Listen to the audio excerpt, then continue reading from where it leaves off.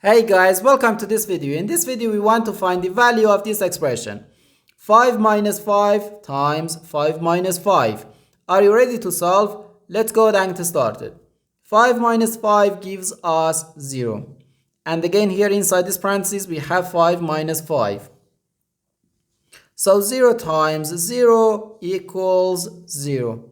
But this answer is not correct because according to the order of operations, which is PEMDAS,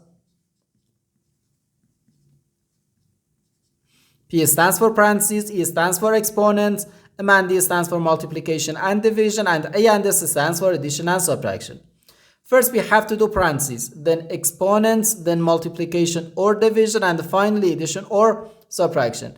Remember that multiplication and division have equal priority and we have to work from left to right. And the same applies to addition and subtraction.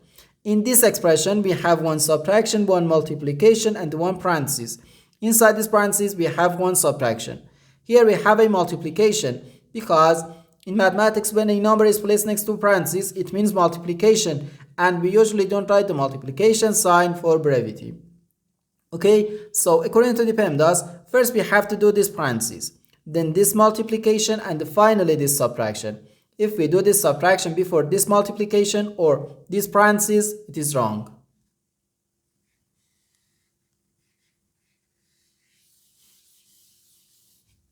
So first we have to do this parentheses. Inside this parentheses we have 5 minus 5, which equals 0.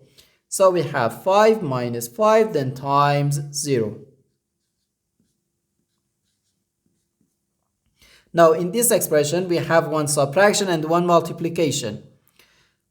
According to the PEMDAS, multiplication has higher priority than subtraction because multiplication comes before subtraction. So here first we have to do this multiplication. 5 times 0 equals 0.